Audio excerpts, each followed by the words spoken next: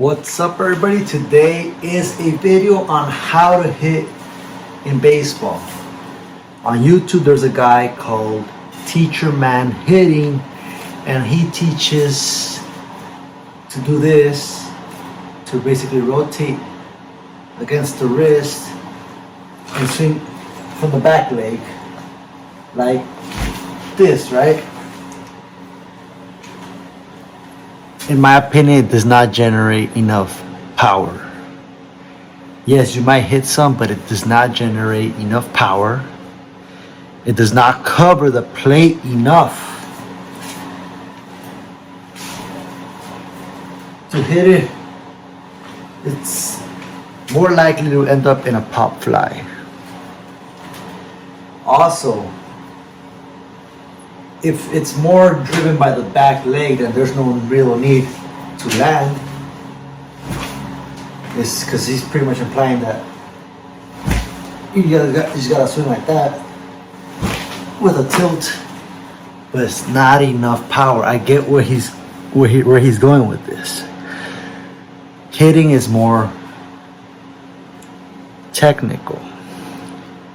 Here's my way of hitting.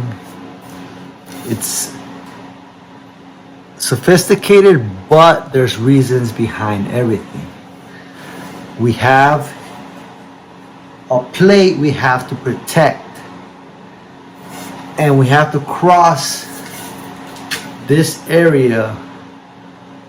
This actually smaller. It's the size of the tip of my thumb, the tip of my pinky.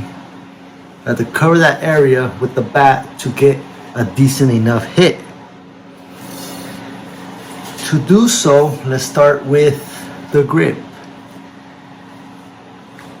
I, as opposed to Teacher Man Hitting, am hitting like a hammer with the wrist and with this wrist.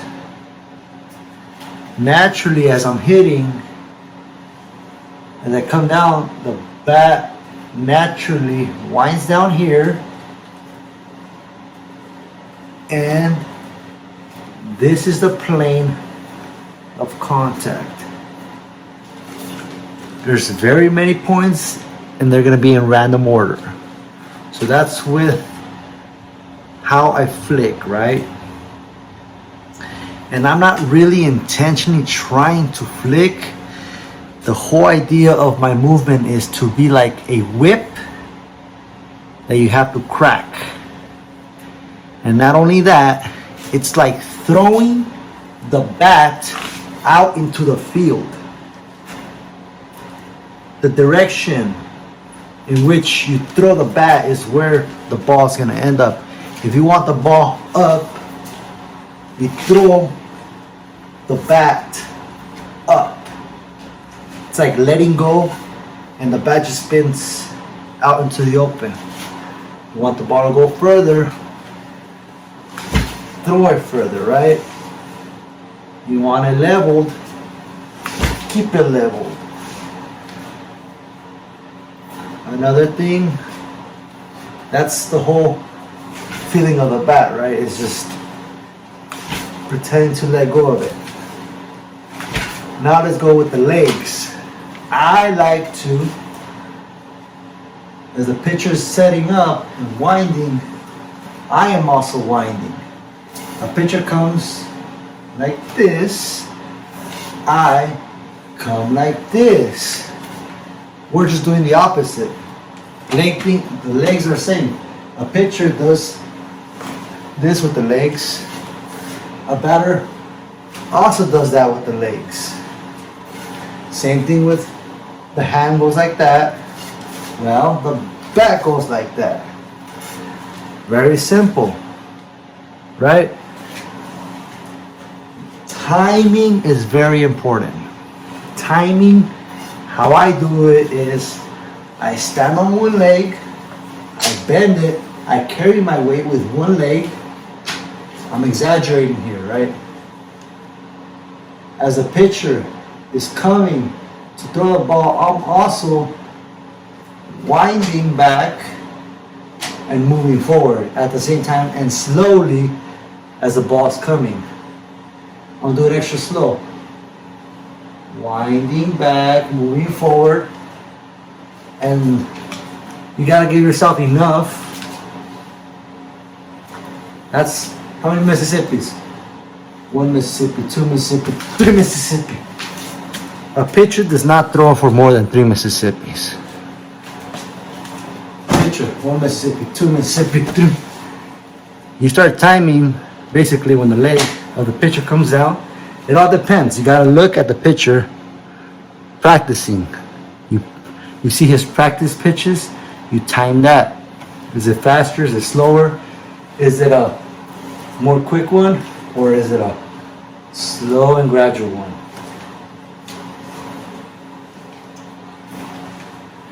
Now you just gotta put all those things together. The timing of the leg, exaggerate it. Actually, so you can see in full motion. Here it is. Again, I actually prefer to start together like that. Is how you hit hard. Another thing is you don't want to be fully extended. For an inside pitch that's coming here in this zone, to hit it, you don't try to do this, no. And you don't try to do this and hit it very early. Try to do is have an arc. Instead of being like this at contact, you gotta be like this at contact. So we're still trying to throw the bat. The bat's gonna be along here. And by itself, the bat's gonna be released. So ball's coming in, we twist our body more, and that's how we get contact of the ball inside. It's perfectly here. The ball could be trying to hit me. I'm still gonna hit it, and it's still gonna be in fair territory. If I was fully extended, that would not be possible. I'll hit it, but it'll be foul. For outside pitches, you do fully extend. In the perimeter, say my chest is the strike zone. The batter standing here, strike zone is here. The outside, the bottom outside, the inner down part, this part, you do fully extend for the most part. Here you let the ball enter more. Here you fully extend and kind of let the ball medium in. Here you do not let the ball come in. Anywhere in between, you let the ball in the nice sweet spot. You still want to have, I feel like, you could extend and it'll likely become foul, but it'll be mostly down the line. To hit it down the middle, you gotta have that arc. Sweet spot, late ball, a late ball, boom, right here. A down ball, really extend it down here, and it come in a little bit more, almost like touching your toes. Inside pitch, nope, you're not coming in. I'm gonna hit you out in front. Down and out, fully extend, let it come in half of your body. Another thing that's important, you don't want to chase or reach or try to catch the ball.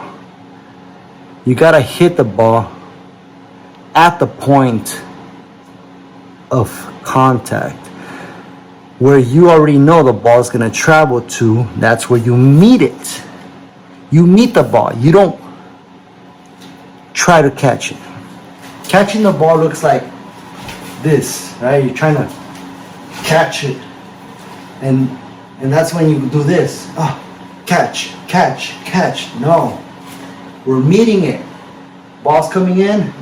This is the meeting point right here. This is too much in, That's 2 out. That's catching. This is meeting. And this is late.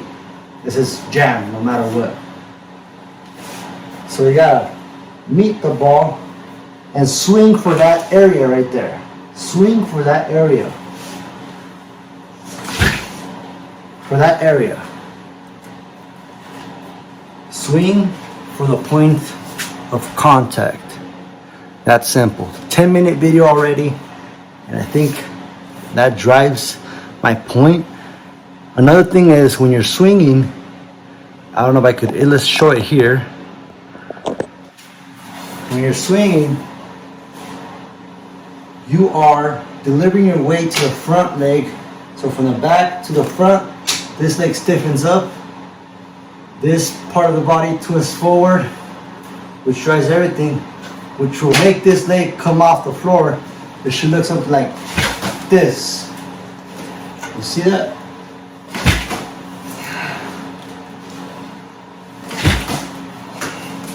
Naturally, this back leg will come up if you're delivering enough power.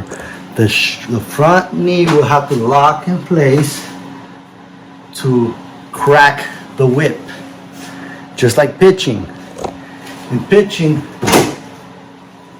the pitcher knocks the knee or makes it very stiff and doesn't leak energy forward because that's gonna waste energy. No, he locks.